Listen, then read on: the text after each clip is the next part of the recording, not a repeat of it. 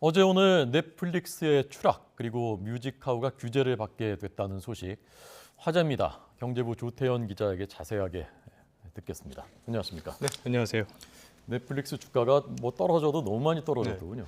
조금 전에 보니까 지금 나스닥이 떨어졌다 이런 소식이 나오던데 네. 오늘도 3.5% 떨어졌고요. 어제는 35%가 떨어졌습니다. 그러니까 굉장히 많이 떨어졌는데 네. 이게 연초와 비교하면은 한 60% 넘게 급락한 수준이고요. 넷플릭스만 떨어진 게 아니라 동종 업계라고 할 수 있는 디즈니나 로쿠, 파라마운트 같은 비슷한 업종의 회사들의 주가도 많이 떨어졌습니다. 그렇군요. 예, 이게 국내에도 좀 영향을 미치는데 네. 그 넷플릭스와 연계한 주가연계증권 그러니까 ELS가 있거든요. 이것들도 지금 손실 구간에 진입했다 이런 소식도 전해지고 있으니까 네. 영향이 좀 크다고 봐야 될 것 같은데요. 이 배경을 보면은 지난 1분기 실적 발표가 직접적인 영향을 미친 것으로 보입니다. 성장세는 이어갔는데 전반적으로 봤을 때 가장 크게 유료 회원이 20만 명이 줄었어요. 네. 이게 2011년 이후 처음이었는데 이렇다 보니까 지금 성장세가 한계에 달한 것이 아니냐 이런 우려가 나오면서 좀 주가가 많이 하락한 것으로 보입니다. 네. 물론 러시아 철수하면서 거기서 70만 명 줄었다고 하지만 아시아 빼고 나머지 다 줄었더군요. 그렇죠. 이제 러시아 사태의 원인이 하나 있었고요. 그리고 넷플릭스 쪽에서 많이 얘기하는 게 계정 공유의 문제인데요. 그러니까 흔히 그 한 사람의 아이디를 가지고 여러 명이 사용하는 거 이렇게 사용해서 새로 가입하지 않는 가구가 한 1억 가구 정도 된다고 합니다. 이게 좀 영향을 미쳤다는 게 넷플릭스의 설명입니다. 네. 그래서 뭐 광고를 가입료 대신에 네. 광고 모델도 검토하겠다. 그렇게 그렇죠. 얘기했죠. 예, 광고를 삽입하고 하는 거를 지금까지는 굉장히 좀 부정적으로 봤었는데 이번에 좀 검토할 수 있다 이런 입장이 나왔고요. 네. 이런 거 보면 전반적으로 좀 시장이 너무 포화된 상태가 아니냐. 왜냐하면 지금 우리나라도 여러 가지 토종 OTT들이 있지만 외국에서도 우리가 흔히 아는 넷플릭스의 뭐 디즈니 플러스 같은 것도 있고요. 애플도 있고. 그렇죠. 뭐 HBO 맥스라든지 여러 개가 난립을 하고 있다 보니까 네. 이 성장세에 대한 좀 우려가 시장에서 커진 모습으로 보입니다.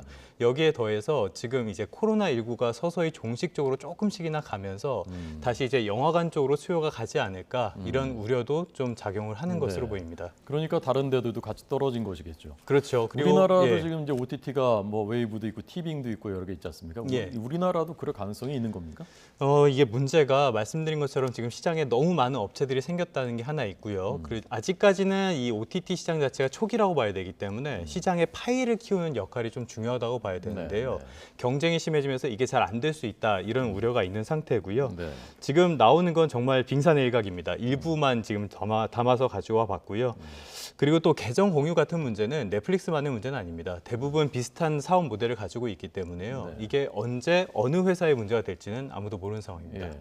그걸 막을 수 있는 기술적인 방법이 없나요? 계정 공유를? 그래서 지금 넷플릭스가 요금제로 그거를 하겠다. 그래서 3개국 정도에서 그걸 실험을 하고 있거든요. 예. 근데 이게 사실 여론이 그렇게 좋지는 않습니다. 물론 공짜로 볼 수 있는 걸 갑자기 돈을 내고 추가요금을 내라 그러니까 별로 안 좋아하긴 하겠지만 예. 이게 시장에 그렇게 자리를 잡을 수 있을지는 조금 지켜봐야 될 것 같습니다. 네. 우리나라 웨이브나 티빙도 어쨌건 투자를 많이 해놨는데 예. 지금 실적이 안 좋다고 뺄 수도 없고 그러니까 투자는 계속 늘리고 있다면서요. 이 부분은 넷플릭스도 좀 고민인 부분인데요. 넷플릭스 이번에 컨퍼런스 콜의 내용을 보면은 그 지금 뭐 오징어 게임이나 유명한 이런 자체 제작 프로그램들이 있잖아요. 이게 OTT에선 굉장히 중요한데 네. 이런 부분에 투자를 계속을 하긴 하되 이 투자의 증가세를 조금씩 낮춰 나가겠다 이런 설명을 했습니다. 네. 그래서 아마 우리나라 기업들도 상당히 좀 고민이 많을 것 같은데요. 일단 시장에 자리를 잡으려면 투자는 반드시 있어야 되기 때문에 이 정도를 어느 정도 조절할 것이냐 이게 상당한 과제가 될 것 같습니다. 네. 자, 뮤직하우. 예. 사실 이제 못 들어본 분들도 많았거든요. 저도 사실 이번에 처음 들었는데 네. 이게 어떻게 된 겁니까? 좀 설명해 주시죠. 이 조각 투자라는 게 네. 요즘 젊은 세대에서 상당히 좀 인기가 많았다고 하더라고요. 사실 저도 잘 몰랐습니다. 네. 여기 보면은 비싼 자산이 있을 때 그걸 사업자가 사들이고요. 이 자산에 대한 수익권을 쪼개서 판 다음에 수익을 나눠주는 개념입니다. 조금 어려운데 뮤직하우로 보면은 뮤직하우가 그래픽을 하나 준비했는데요. 저작권을 사들입니다. 그 다음에 이거를 저작권료 참여 청구권의 형태로 바꿔서 판매를 하고 이거를 시장에서 거래를 할 수 있게 해줍니다. 네. 그 다음에 투자자들은 그 지분만큼의 배당을 받을 수 있게 되고요. 이런 거를 봤을 때는 주식시장이랑 상당히 좀 비슷하다고 볼 수 있는데요. 이 부분에서 논란이 생겼습니다. 주식이랑 비슷한데 왜 너희들은 인가를 받지 않고 영업을 하냐. 이 문제가 돼서 금융당국이 들여다보기 시작했고요. 그래서 결론은 이 투자계약증권에 해당한다. 그러니까 증권업이다. 이렇게 결론이 나왔습니다. 그래서 앞으로 6개월 안에 제재를 피하기 위해서는 이 사업 구조도 바꾸고 어떤 대응 조치를 해야 된다는 결론이 나왔습니다. 네. 그러니까 저작권을 사서 그것에 대해서 수익이 나면은 청구할 수 있는 그렇죠. 권리를 쪼개서 팔고 그래서 그 저작권료 청구권 가격이 어제 발표난 다음에 떨어졌습니까? 이 말씀하신 것처럼 지금 여기서 제일 중요한 게 저작권을 거래하는 게 아닙니다.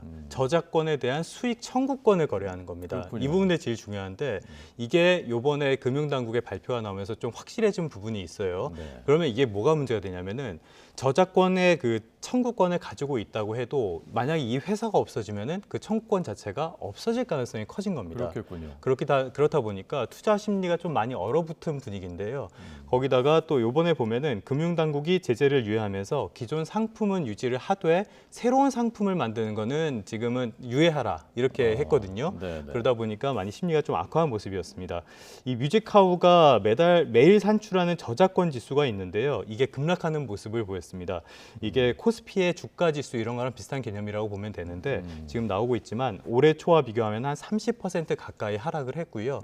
또 이게 다른 조각 투자 그러니까 뭐 한우라든지 와인이라든지 이런 실무 투자 쪽에도 영향을 미칠 수 있기 때문에 좀 시장에 많은 변화가 있을 걸로 예상됩니다. 네.